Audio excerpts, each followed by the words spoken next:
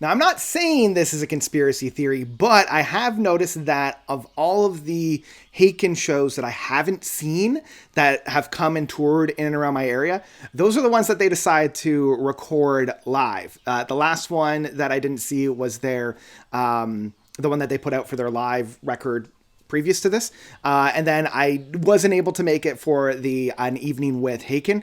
And those are the two that we have live, copies of. I think I need to stop seeing Haken live is what they're trying to tell me. That is totally not going to happen. But yeah, let's dive into this one.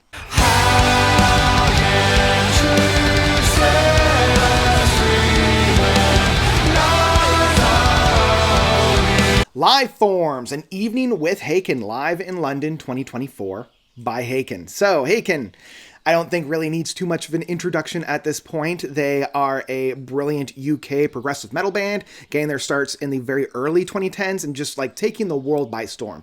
Kind of being the literal cockroach kings of the prog metal scene. After a little bit of the downfall of Dream Theater, I feel like these guys really ushered in this next wave of progressive metal music. This one is celebrating quite a long legacy within their music. Now, their last live record was celebrating, I believe, their 10-year, which is ridiculous to think that they've already been around for 10 years. Now they're doing the whole live kind of celebrating Fauna, which was the album that they put out most recently, as well as touring some of the tracks that they weren't able to tour because of the whole lockdown era. After they put out Vector, they couldn't tour too much of that album. And then all of Virus was put out during the lockdown. So none of those tracks were really played live. So now they're able to kind of celebrate both Fauna as well as those records that came out during kind of the lockdown periods. So this album is presented in two pieces. The first is the entirety of Fauna, start to finish, performed live. And I really appreciate and love when an artist decides to do this.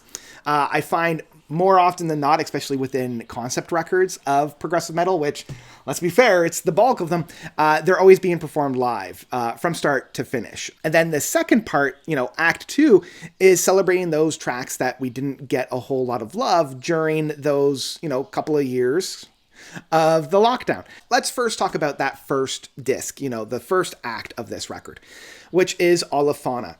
The main thing that this album does and this show does is it amplifies, that's a word, right?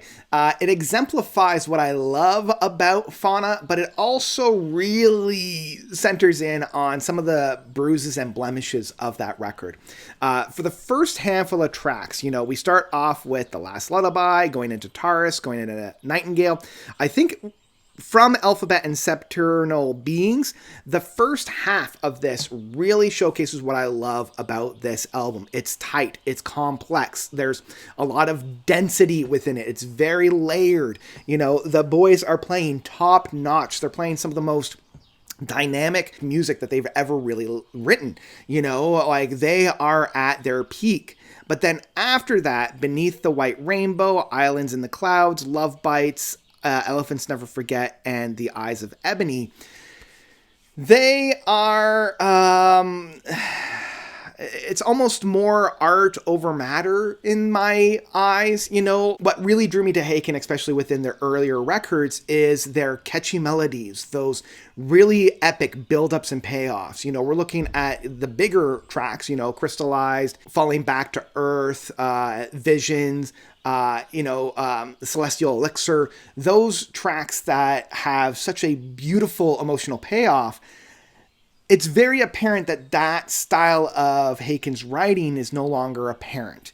They don't have that same level of build-up and payoff. They don't have those same kind of crescendos or symphonic playing styles, which is fine. You do you, boo, grow as a band and really develop.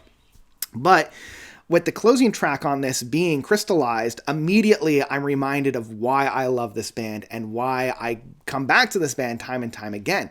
As much as I love Septurnal Beings, which is one of the longer pieces off of Fauna, it's one of the few and far between tracks that have those build-ups, have those payoffs. Even with Elephants Never Forget being into the 11 minutes, I'm not feeling the justification of the length of this track like I do on Crystallized.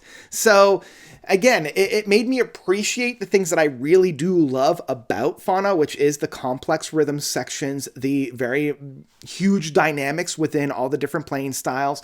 But it also brings in some of the downfalls of that record. And it really made it stark. You know, it really made me realize, like, both why I love that record, but also why I found it to be a little bit of a disappointment. So, yeah, it's very interesting. Like, those tracks that I really do love, again, the first 5 tracks, I was sitting there thinking, why do I not listen to Fauna as much? Like, these tracks are bangers. And then once I get into the last 5 tracks, I'm like, oh, right.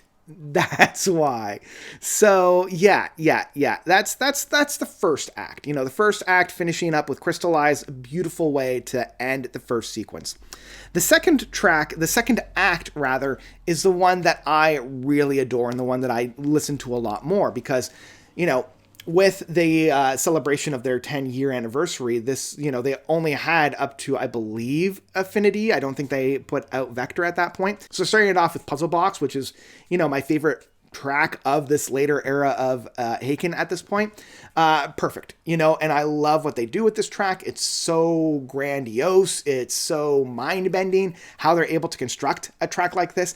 I remember listening to this track for the very first time on the subway when it first was released, you know, back in 2018, 2019, and just being like, come on, guys, this isn't fair. You shouldn't be able to write an album and a track this good. They do hit the hits, you know, you got Earthrise, Cockroach King, 1985, Drowning in the Flood as, you know, some of the more legacy tracks, you know, the big bangers, the ones that put them on the map, and you get quite a bit from Virus. You know, you've got The Strain, Canary Yellow, and I appreciate the fact that they're giving those tracks a little bit of love. I do wish that they had recorded more, like the Messiah Complex from Virus, because I was able to see them perform that live, and I really wish they had put that to celluloid. But I'm not going to sneeze at what we've got instead. Love what they do with Nil by Mouth, you know, really celebrating that track, because what an instrumental track. Drowning in the Flood, great track. I think they also did a section of this on their last live DVD, and when I saw them live for the very first time, they also did this track, and I was just like high-fiving all the angels. You know, when you're at a concert and you're just doing the high-fiving of the angels? Absolutely, that's what I was doing. And then ending this whole sequence off with Visions, as they should do every concert, if I'm being perfectly honest. The perfect track to end it on. I always said that if I were in a band and we had at our disposal a 20-minute track, immediately that would be the encore. You know, coming out and doing a 20-minute track as the encore just melts the face off of all the fans. And this one never disappoints. And once again, shows why I love Haken. This is why I come to this band.